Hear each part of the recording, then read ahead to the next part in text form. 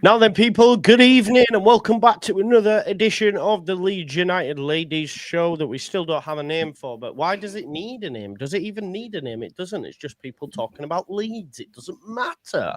As you can see, we've got the return of Danny, return of the Mac. We have Kaylee and Evie is with us as well. Lucy, unfortunately, can't make it tonight. She's stuck at work. Right, okay, give me 1 second. I'll be back there. Right, so let's dive in. Danny, how are you? Because you weren't here last week. Talk to us. Yeah, I'm good. Oh, sorry, I removed you. Do that again. Sorry. It's all right. I've been really busy. So obviously you girls know, I go on holiday tomorrow. So I've been busy sort of packing and getting things ready, flying out from Birmingham. So it's quite the journey, but otherwise I'm good. I mean, disappointing. You off anywhere nice? Crete for 2 weeks. Oh, very jealous. Very jealous. A nice break with good wine is what I'm thinking. But yeah, obviously at the weekend it was disappointing in the last minute, but other than that, I'm good. How are you girls? Kelly, I'll let you answer first.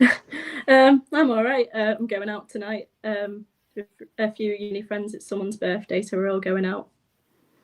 Oh, lovely. First student night. And do you want to tell us about your living arrangements? I live in a flat full of Man United fans. Bloody hell. One of them's on my course, and then another one, he's in the room next door to me. Go fill him in. Not on. Well, that's at least they're not doing well. Yeah, I was gonna say at least you can laugh and say that, you know, how was the derby the other day? Yeah, we went to the pub to watch it, and then my friend Tommy started crying. Bless him. Oh, no, he didn't really. I'm joking. I would too if I supported that team. To be fair. He gets really mad when Man United lose. It's quite funny. Yeah, but to be honest, I don't think any of us can talk. I know I'm terrible when we lose. I get in a proper grump. Even though, like this weekend, I know we'll get onto it, but I wasn't as grumpy as I usually am. But yeah, no, I'm all good. Just cracking on, work, life, dogs. Yeah, all good. I think you've been outed there in the comments by the looks of it. Tom's disagreeing, saying that he didn't start crying. It's all right, Tom. It's a safe space here. If you want to get emotional over that team losing, then that's fine. No judgment here, other than your supporting choices.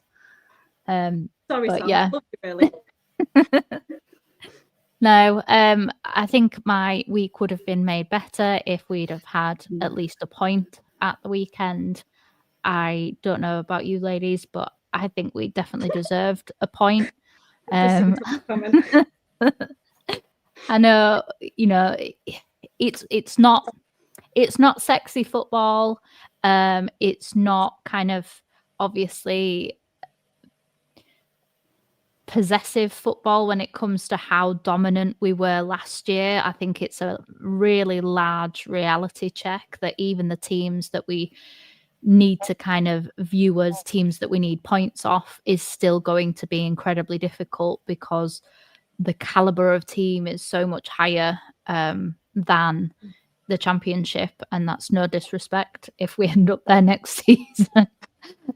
But you can't lie, like Fulham have had 4 consecutive years now in the Premier League, so it's what you get if your club spends money wisely and has faith in a seemingly very good manager in Marco Silva. They clearly did the right thing getting rid of Scott Parker. So yeah, I think that would have made my week a little bit better. I'm with you. I mean, what I would say is Fulham are a decent team. They're a well-organised team. They do have great players. And, I think they've been very smart in how they've built that team up since it was yo-yoing. It was always going to be a tough task. So I would say going to that 90th minute, coming away with a point, I was pretty happy. I felt that, we'd managed to, there's clearly a big question mark over our attacking situation, our creativity up there, and maybe our clinical edge at the weekend as well. We did have some chances.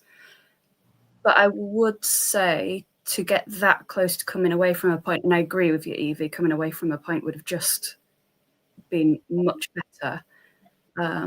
Did show some in at least how we can organise and how we can defend and set up. So I do think there were some positives to take away, even if we didn't take away the point we really deserved and needed, to try and put a positive spin on it. Yeah. How was your reaction, like individually? Like mine was just like, I couldn't believe what had happened in real time. Kaylee, how was your reaction to I was it? just shocked. I missed the second half because I spent it with my friends, so I fortunately missed the goal. But I got the notification on FootMob, and I just went, I'm not looking at it yet. My heart was racing, and I was like, bloody hell. I wasn't in a good mood for the rest of the day. Eva? Yeah.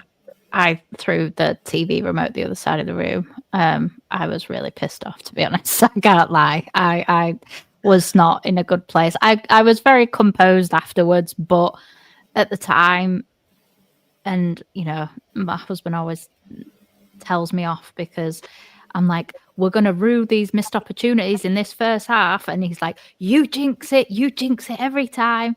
And, but yeah, I was annoyed because the script was written. It was London.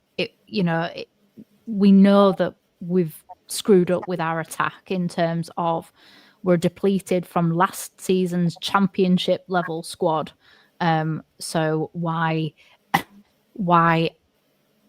are we not putting away our chances? And I think that realistically, the season maybe started a couple of weeks too early for us, because a lot of these players that are now in our front line are the players that we got last in. So we need them to gel faster. And I think that that's almost harsh asking that of them, in terms of we need those goals, because those goals aren't going to come very easily, and we need them ASAP for the sanity of the fan base, and also so that a man who won us over 90 points over 2 consecutive seasons can keep his job. All of these things need to happen, and it's just a bit of it was just very frustrating. I mean, to be honest, why can't we score that in our own, for us? Because it was a brilliant header. I know it was, obviously not meant to be, but why is that? Why can't we score that goal? If we can concede that goal, why can't we score that goal? I don't know. Yeah, I think I remembered one of the things last week that I wanted to say was, I don't know about anybody else, but I was incredibly frustrated when I saw the news going around about the Leeds are hiring a new, looking into a set piece coach. Why are we buying all these big players with the intentions of set pieces without having a set piece coach? I don't get it. It's like buying wood, going to a forest, and then wondering why the fire hasn't started by itself without bringing any sort of kind of thing to light it with. I don't know. The logic just seems a little bit flawed there, but that's just a little sideways rant. But yeah, telly remote needed some new batteries after me. And Danny, it didn't look like that set piece coach had.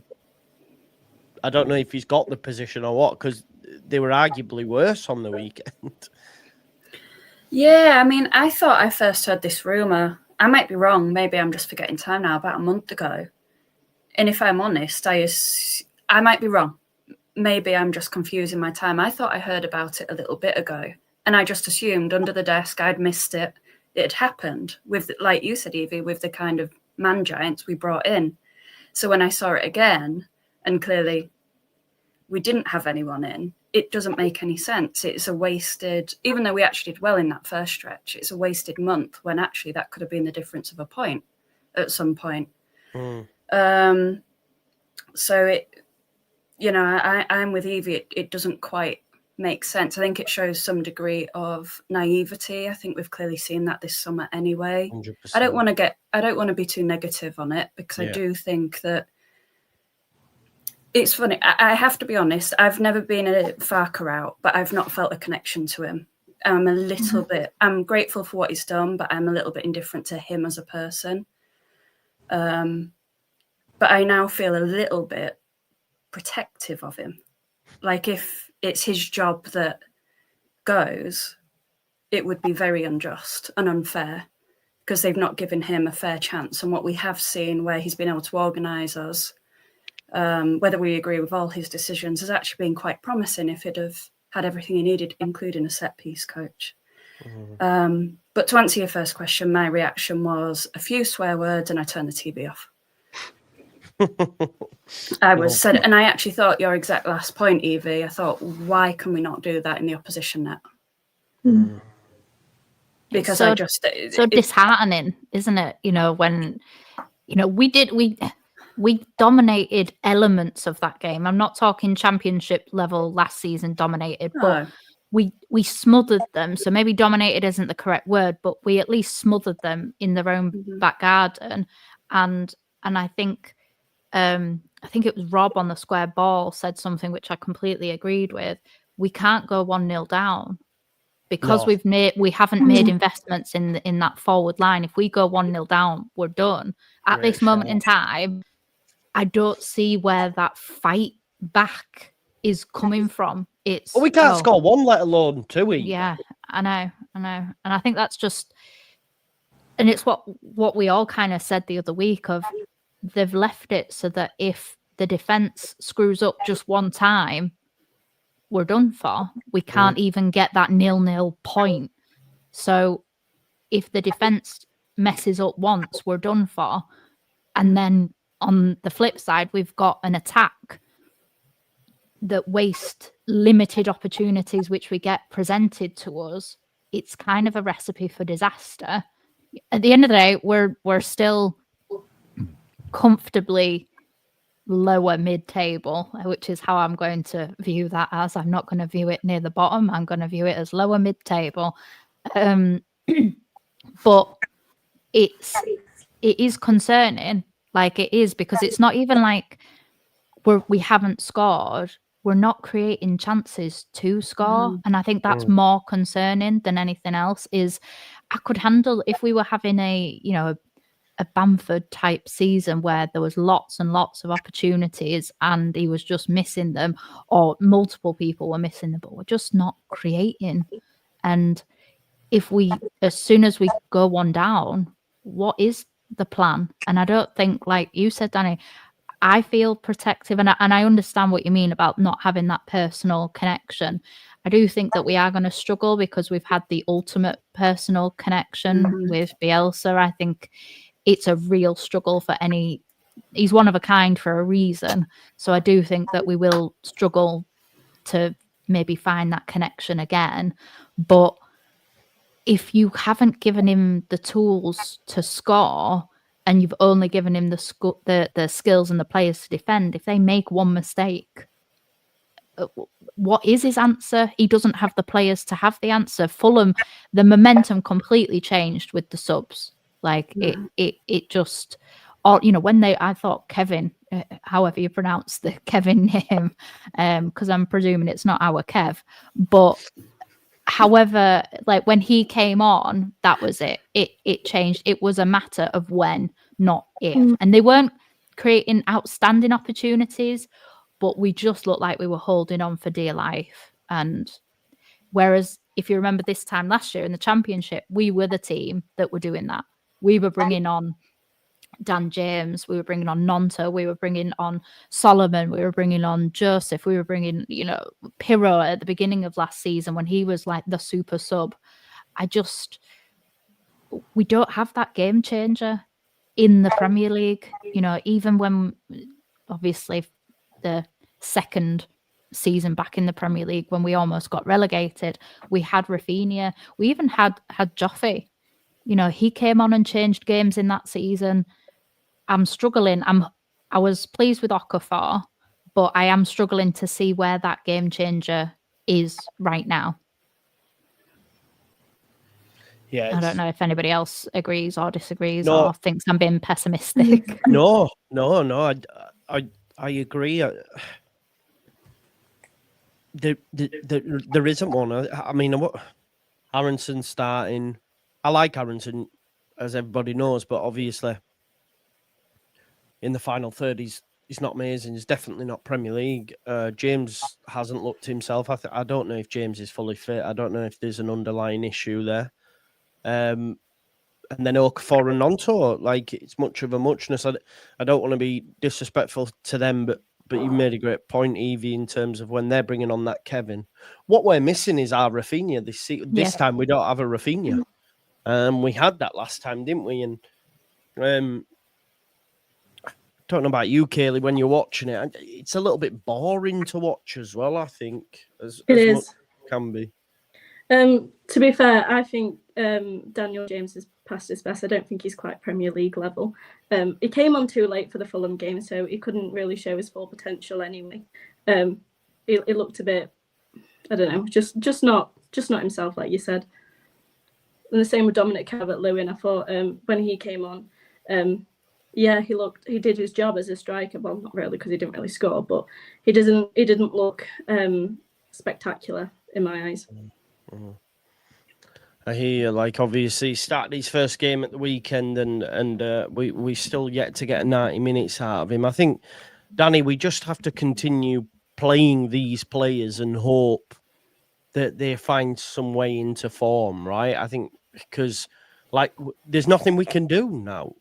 We're stuck with what I feel bad saying it. We're stuck with them, but yeah. Yeah, I think there's an element of that, but at the same time, Daniel Farke now, he made what he wanted clear, but he has the players he has, and he needs to see if there's any potential in someone that could fill a bit more of a creative gap. It won't be on his shoulders if he can't sort of do miracles with what he's been given, but at the same time, not to quote Roy Keane, but that's his job. You know, that's his job to do the best with what he's got, and that's clearly something we're missing. So what are you going to do about it? Yeah. Let's figure something out. Can someone go in this position? Can this be changed around? For me, some of the subs at the weekend, I think, as has been said, took the impetus out of the game for us. What can we do to rectify that, learn from that? Okafor, like you said, Evie, definitely brought something at the weekend. He's clearly got a talent. How can we hone in on that the same way he did with Dan James in the Championship, and maybe have that, I know he's not Rafinha, but that Rafinha style player just on the other wing. I'm not saying we'd get the amount of goals or the amount of assists or the amount of creativity, but could we get 60%, 70% that could give us more opportunities to create those goals? He just needs to see at what he's got, and failing that, they need the set piece coaching, and they need those big boys on the end of that ball. Or Goodmanson, it turns out he can, get it in the back of the net. So he needs to figure that side out if that fails. We just need to do the best with what I've got. But for me, Wolves now is a must win. Yeah, absolutely. Yeah. I think so. I think it's important the fan base stay somewhat optimistic, and not just the people that are optimistic. So I think 3 points is quite important, because they look awful as well. I think it'll say a lot about the team on what happens in that game. I agree. I think that we have to, like, the only thing that does give me slight good feeling is over the last few seasons we do have a good record against Wolves, whether it's at home or away. So obviously we're at Molineux, and they're always exciting games against Wolves for one reason or another, you know, whether it's red cards, late last minute Luke Hailing winners with some fantastic Robbie Keane celebrations and things. And I think we need that. And I think we need a good moment. We need something exciting. So far, I agree with what Kayla, you said about we're a little bit boring and maybe we have to be, because maybe we don't have that element of surprise like we did under Bielsa. You know, Farke's he's a fairly known quantity in the Premier League for all the wrong reasons, unfortunately. Whereas Bielsa was this kind of hidden gem that, you know, obviously the people in Premier League don't lower themselves to the Championship level, so they might not have understood fully what Bielsa football entailed for them as opposition. Whereas we don't have that this time. We don't have the star quality. We don't necessarily have kind of a lot of the forward line and creative players aren't the same as what we had in the Championship. The 50% of them are gone. So, you know, we don't have Rutter, we don't have Somerville, we don't have Solomon, we don't have Ramazani. I just think that we're missing that. And I think Wolves is that game that we need to get the 3 points. And I don't really see any excuses, even though we're away from home. These are the games, whether we get battered by Arsenal, that's not the game we needed to win. Yes, it was humiliating and we don't ever want to lose to, you know, we don't want Man City flashback type of vibes, but that's not the game we needed to win. That's not the game we really needed to get anything from, and we didn't. But we need to get everything from Wolves, in my opinion, because they've been circling around the plug hole for the last 2 seasons and have only gotten worse. So if we can't win against them, I'd start getting, you know, twitchy feet and you know, I start getting anxious, and I don't want to be anxious this early in the season. We want to leave that anxiety to at least after Christmas. They haven't lost at home yet, have they? They've kept a clean sheet, sorry. And they've got key players missing as well in Raul Jimenez. Yeah. I think that if we don't get something, I think that screams of, oh, sugar. What's the next plan? Where are they in the league? Do you know? Bottom. Yeah. I'm 99% sure that they are rock bottom. They've lost all 4 games. Yeah, they're pretty atrocious, and I'm with you. I mean, coming away with 0 points just says everything. It's going to be a tough year, but I think really we need to be aiming to come away with 3 points from this. They've just not looked good, and as much as we maybe don't score a lot of goals, well, we've not scored any from our open play. Surely we can nick something. Surely that you know, there's a week-ish. Is there a week? Exactly. There a week. What Saturday to Saturday, yeah. Yeah, okay. There's a week. Surely we can come up with a game plan to just try and create something, whether that is the set pieces and they have a real concentration on that, or that is, let's try a different formulation with the creativity. And I know we tried some of this last year, but whether that's one of the wingers in the 10 sort of creative position, or we have to try something. We're at that point. He didn't get everything he needed. We just have to try something different. What about Tanaka? Maybe change the midfield up, bring Tanaka in to give a little bit more forward thinking. Maybe, I don't know, who you can't drop Ampadu because he's Farke's man. And as well, we need that bite. I did think that we were a little bit more bitey against Fulham, which we'd kind of lacked in the previous game, obviously, without having Ampadu there. So maybe we take Longstaff out.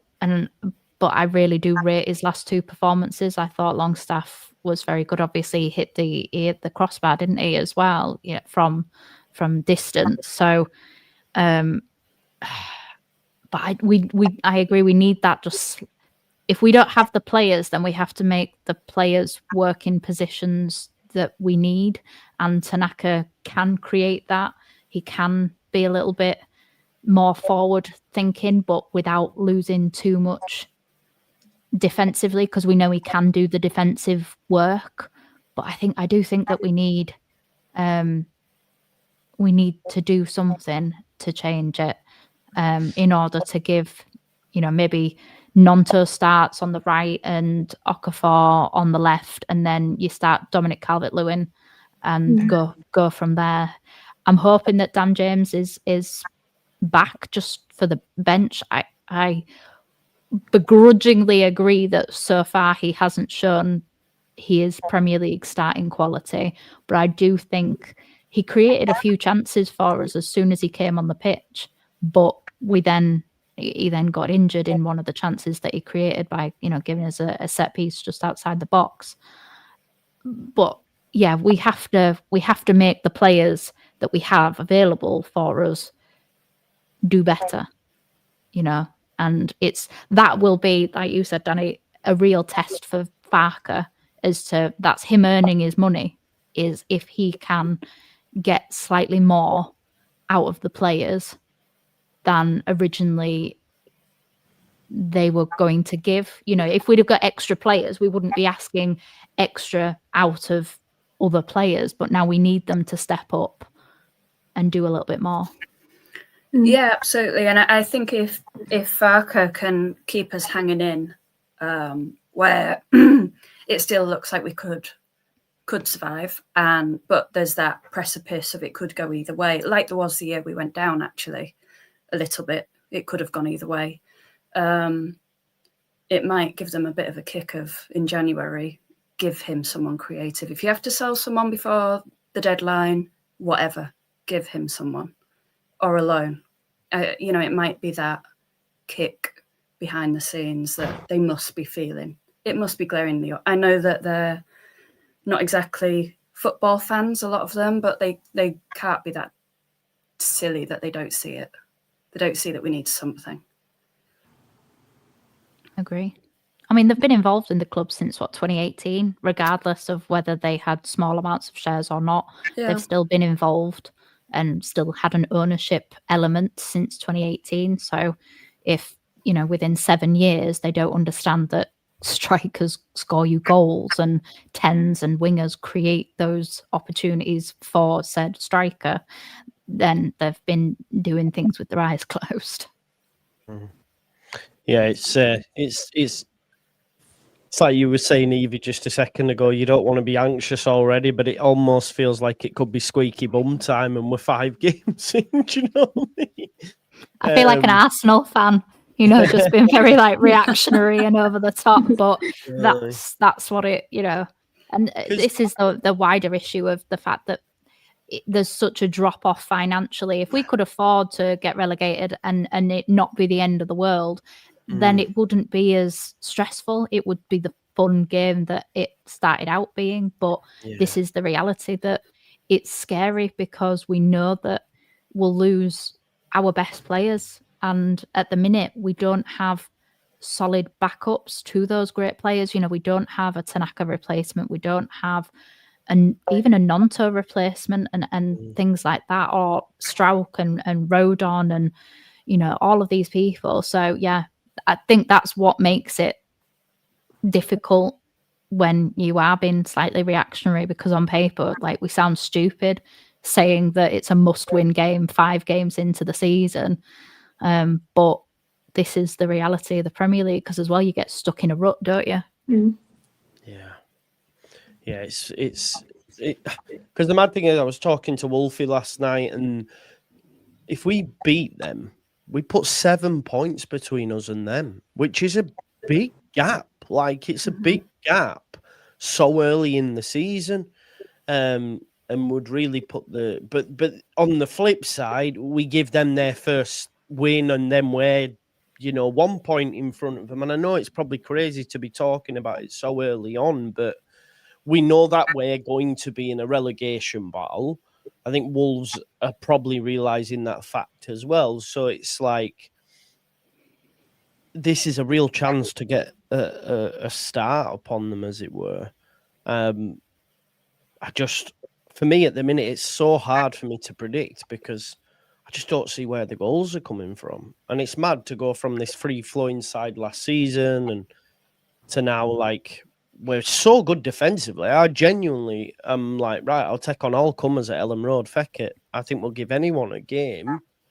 But it's like, can we put the ball in the back of the net? And that's the main worry. So we'll have to see if we can.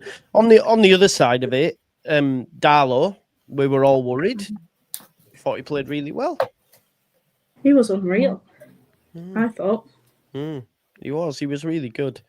Darlow deserved a clean sheet, in my opinion. Yeah. You know, I out of all of the players, he was the one I felt most sorry for because obviously, like the defence and midfield did really well to limit Fulham to negligible opportunities, but the opportunities that they did have, Darlow saved.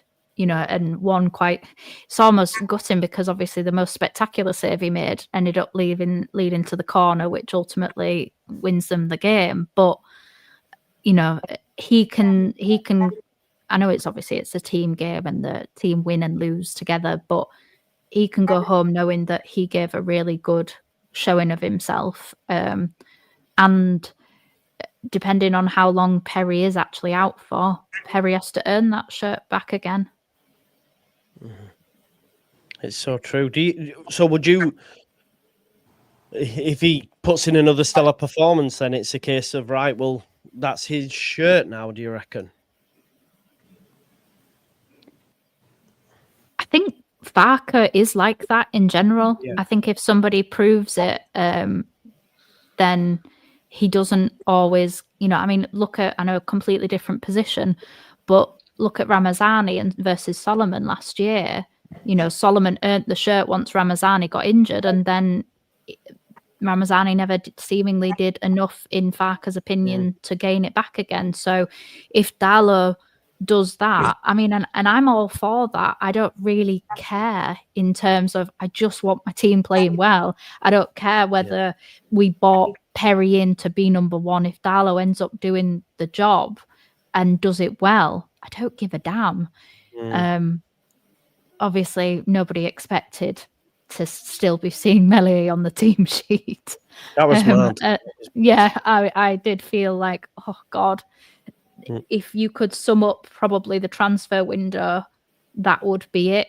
You know, with the fact that we were all so sure after being dropped at the end of last season in order to win promotion, we wouldn't see him in a Leeds shirt on a Leeds bench again. I'm surprised he even gave him bench. Should have just give it Kent. Do you know what I mean? Like, I was like, why is he even on bench? Or is that, I mean, am I being too harsh there? I don't know. Well, how good is Kent? No, there is that, but I wonder if Kent is thinking, fucking, what am I doing here? Can't even get on bench. I don't know. But then again, he knows what he's there for, doesn't he? He's there for vibes, I guess, is Kent. After this, obviously, I'm going to ask you, Danny, because obviously you said you don't have an emotional attachment to the manager, although that's grown a little bit. And I think you speak for a lot of the fan base like that. If he was to lose this, we know what the calls online are going to be. But does anyone think if he were to lose this, that time would be running out? Just out of interest. No, I mean, I don't know what they're thinking, and you know what Twitter will look like, but I think it'd be ridiculous. It'd be absolutely ridiculous for him to lose his job at this point when he has still got a decent amount of points from us, considering the position we were in, how we performed in the last game as well. It was a little bit odd as well, the own goal. It wasn't exactly a big mistake on something that was anything to do with Farke. It was just one of those strange, fluky own goals. I think it'd be exceptionally harsh for him to go so quickly. And I also don't know who do you expect you could bring in? And not just who could come in, but who could come in and do a job. I don't know what you expect from someone when you haven't given them all the pieces of the puzzle, and then you're angry the puzzle isn't fitting together perfectly this early into the season. It seems ridiculous to me. I might not feel the emotional connection to him I had with Bielsa, but you're right, Evie, and you probably feel similarly, Kaylee. It's because Bielsa was special. It's like Bielsa was the love of your life, and now you've just settled for a nice, steady person that's going to like treat you nicely, but you're always going to love that ex. That's just what it's so like. many good kind of analogies and metaphors within all of that, Danny. It was absolutely brilliant. I had the same analogy. I was with someone and they was like, "Oh, Bielsa's just like my ex-girlfriend." What? Exactly. That's what I was saying. I hope you slapped him. I mean, Evie would have. I reckon Evie would have put the... Absolutely. Yeah. He's so walking. Wasn't together. But... Oh, you weren't together? Yeah, we weren't together. Oh, right. That's I mean, that's okay then. I thought you meant like you said, "Oh, I like you, but I like my ex-girlfriend while you were together." I was like, "What?" Do you think I'd put up with that? Absolutely not. I was gonna say. No, but it's. I don't know about anybody else, but I feel that now I'm not one for being super reactionary when it comes to players, but everybody's seen obviously Harry Gray with the under-21s, and is he the potential unknown that we maybe need a little bit more heart at the front? Because obviously, for as much as I do agree about Dan James maybe not having Premier League quality, but especially when you look back at really important games, like obviously I know we lost, but the playoff final, it was only him and Rodon that can really say that they gave a damn in that, or seemingly gave a damn in that game. So I think we're missing a bit of heart up front in terms of that passion, that drive, that no, I'm going to do it myself type of attitude. Obviously, we haven't seen a lot of Okafor yet, and I did see a little bit of spark in him. But is Harry Gray the kind of the hero that we need, maybe, in terms of if we can't, the window's closed and it's not open till January, and we all know that the likelihood is they're going to do minimal in January. Do we maybe have to promote him a little quicker than originally wanted in order to just give us a little bit of heart and passion up front? I'd love to say yeah, but I think it'd be like throwing a cat to the wolves. Do you know what I mean? Do you think He's a grey? He's a grey though. He understands the pressure. We all thought that about Archie at the start of obviously the first season back in the Championship, and he, you know, in that first game when obviously we'd got back level with Cardiff, he grabbed the ball off Somerville and was like, "No, we've got a few minutes left. Let's try and win it." You know, maybe we're missing that kind of that passion and maybe a little bit of naivety almost, you know, that somebody that isn't overwhelmed by the pressure and is actually enjoying and reveling in the opportunity. You know, all of these players will have been signed with the notion you're going to be in a relegation battle, so that's why we're giving bonuses on staying up. Whereas if you've got Harry Gray who just wants to play for the club that he loves and is excited to be part of it, maybe you kind of need that, even if it's just on the bench to spur the strikers on, to scare them a little bit, saying like, well, come on, this like young, like what's he, 17 now? Yeah, I think so, yeah, this young 17-year-old could take your place if you don't start, you know, creating from open play. I heard a rumor that Harry right now is better than Archie was at his stage. So it'll be quite interesting to see how he shows up, because we all love Archie. Absolutely. We all loved Archie. I do think he's a special player, and I think he clearly has that, like you were mentioning there, that he has a confidence and a desire, and whether that's the love for Leeds or that's just naturally in him if he ever did move on as a player. But I the one thing I agree with Joe on as a retort, that I'm not sure Daniel Farke would do it. No, I agree. I agree. Because I do agree. You get a bad season. He has a bad season. What does that do to his confidence when he's clearly a really special player? I don't know if I think Daniel Farke seems to be quite conservative in that way. But I do agree with you. I just love it, because the Premier League's such an old league. I'd love it if like we had that young player. You see like Liverpool, obviously with then Trent Alexander-Arnold, and you see him with Conor Bradley, and oh gosh, what was the player that scored against Newcastle that came on last minute and won him the game? I can't remember his name, but he was only like this tall and stuff because he's only tiny and young. I just love it if we had somebody that could come on and was the young player, and that was just exciting, and somebody that as well we can really root for, because there was no, even in games where maybe Archie didn't have a good game for us, nobody ever got on his back, because there's a love deeper, there's an understanding deeper, because he's connected to the club. We don't have that those players. They're not the same players as under Bielsa, is what I'll say. I love them, but it's a different kind of love, and maybe that just comes back to what Bielsa can make you feel about people and life and stuff. But I don't know. I just think if we can't, we haven't prepared for this season as probably we should have done with the recruitment. Forward thinking, I agree with Joe. Defensively, we look really good. But yeah, just a wild out there thought of possibly let's throw a 17-year-old to the Wolves and see what we get. I mean, it'd be a lovely romantic story. It would. There's not enough romance. There's not enough romance in football, so I'd love that. We just haven't had a lot of it over 20 years. That's all. No, we haven't. You're right. It's been tough going on it.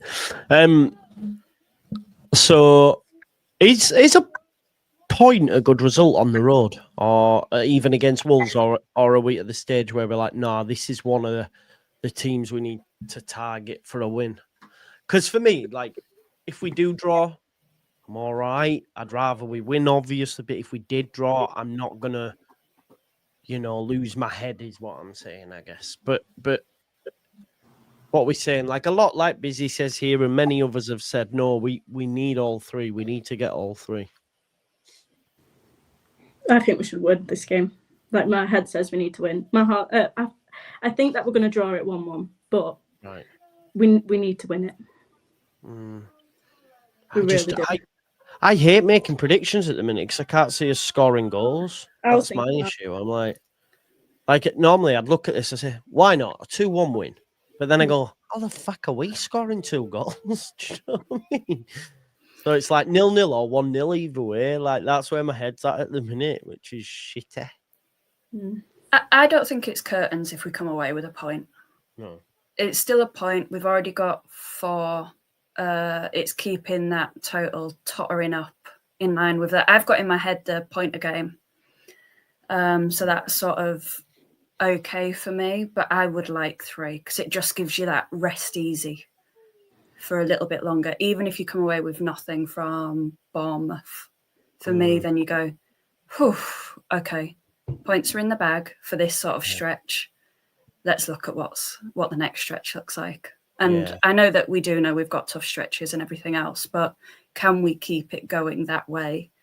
So we can just stay, okay, we're still where we need to be, doing what we need to do. That's how it feels. But if it's 1, I'll persuade myself that it's okay. Yeah. I think there's so much context that would have to apply, as in, have we just got a point because we were losing 1-0 until the 94th minute and we've earned that back and we can go back with that grr mentality kind of thing? Or have we dropped 2 points right at the end, or have we got another 0-0 to where we're looking at the referee when it's the 95th minute and thinking, just please blow that fucking whistle because we can't have another own goal right at the end kind of thing, which I think will lead to a very strained atmosphere. The away fans are always incredible, but you're not telling me that directly if it's 0-0 and it's the 95th minute, those fans are going to be getting tetchy because of what they've seen, PTSD from the previous week. And I'd rather it be a score. If we're going to draw, I'd rather it be a score draw, because of the fact to just score a goal, we need to score a goal. Now, I know I was very jesty with you, Joe, about when you said, we need to score, and was that just before the Newcastle game, I think. I think so. And I was like, oh no, it's fine. But no, we need to score. We have to score, and it has to come from a forward player in open play, in my opinion, because obviously out of all of the games we've played, we've only scored 2 goals, one from a penalty and one from the right back. And realistically, the right back can't be swanning that far forward in the majority of games, in the Premier League. So maybe Wolves is one of the games that he can do. So, but I think that if we played brilliantly, played attacking, and it was a score draw, that would give us a lot, we'd be all right. Building blocks to kind of start. Oh, thank God we can score. Okay, we probably should have got all 3 points, but we can score. So that's kind of a worry ticked off the list. Whereas if we come away with a 0-0 draw, again, we're the second at this moment in time, the second lowest scoring team in the league. I think as well, even if we were to win it 1-0, but it came from a free kick, even that still would be but it's not from open play. Do you know what I mean? We need open play goal, I think, as well. As mad as that. Listen, I'm not going to complain if we score from a free kick and we win 1-0, but my point is, everyone will still be scaying, yeah, but we still haven't scored from open play. It's had to be, a set piece of some kind. But which is more scary though, scoring from a set piece or scoring from open play? Because us scoring from a set piece is a bit like a magical unicorn. So maybe actually we should be more excited. Corner either, can I? Because that's the same. But you know what will happen? If we score a set piece that isn't a penalty, we'll all be going, that's clearly what our magic trick this season. That's what we need to focus on. We need Stack there and we need this person there. And I don't know why I'm saying this, but Aronson needs to take it. We'll all be saying the same thing in a week, so we'll be convinced that's the solution. Yeah. That's just what we're like as a fan base. Yeah, 100%. Right, before we finish up, let's get some score predictions for this weekend's game. Tell you what, we'll make it a regular feature. We'll do man of the match or player of the week from the previous, and then we can also predict the score for the weekend's game. So Evie, I'll start with you. Player of the week. I am going to go Darlow because I think he deserved a clean sheet, and I thought that even though he didn't have a great deal to do, he did his job very, very well. So yeah. Score prediction.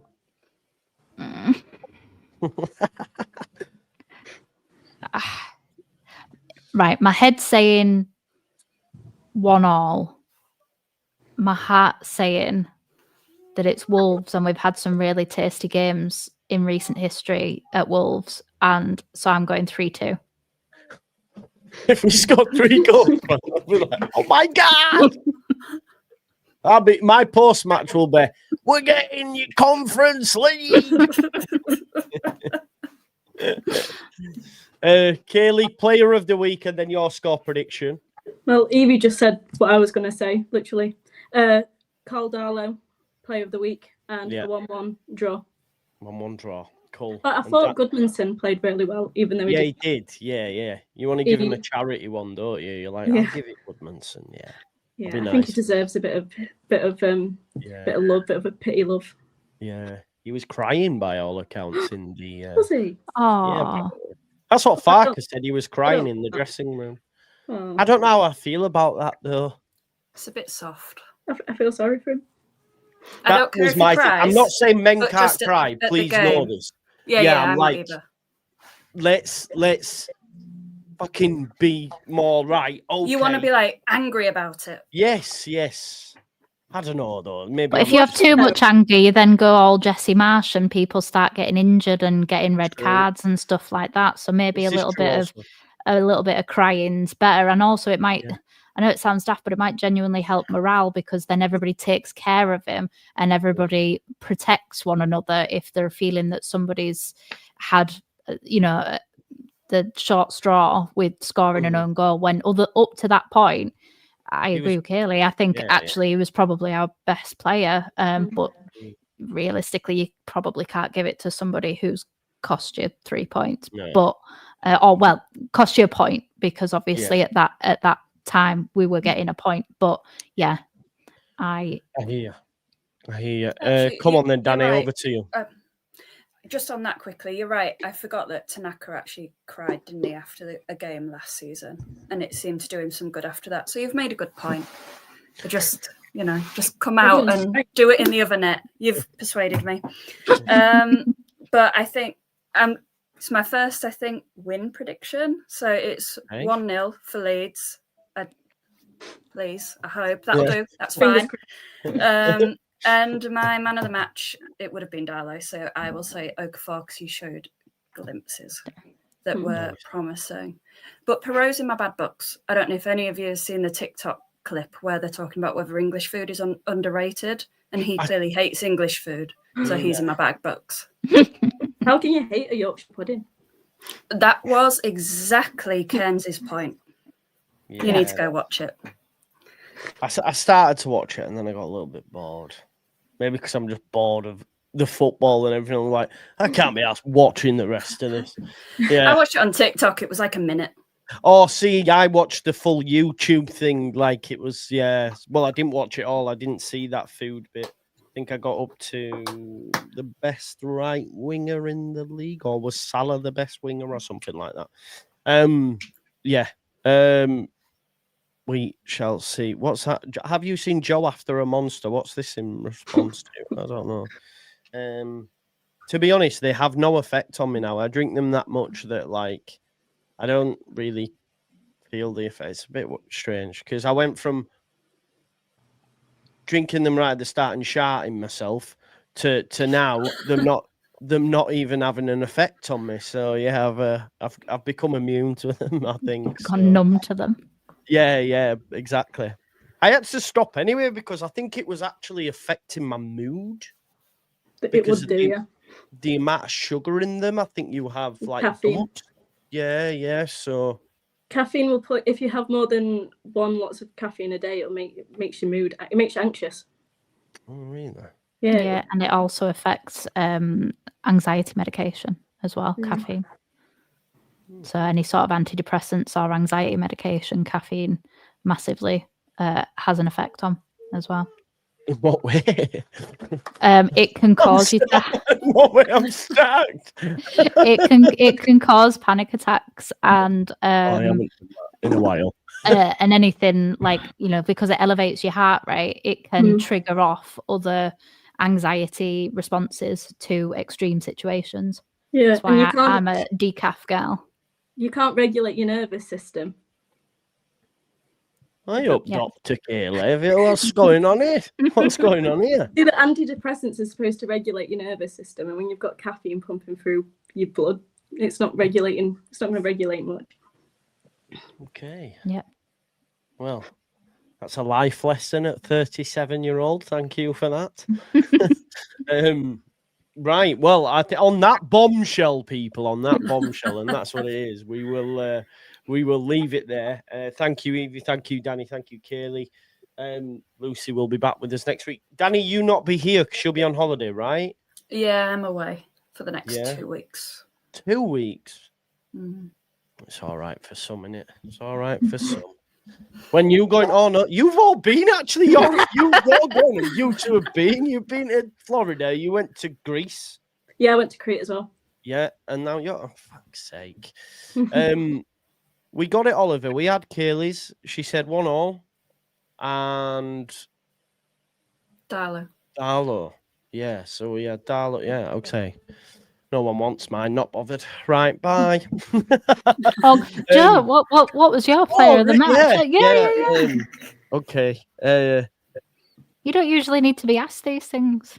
I know, but it's your show, Eva. So you know what I mean. I'm trying to take a backward step, which is really hard for me, by the way. Let's go with Darlow as well, and then score prediction 1-0. Fuck it, 1-0 Leeds. Let's get it. Yeah. Anyway, right, folks. Thanks everyone. Danny, have an amazing holiday, and we will see you guys. in a bit, folks. Bye bye.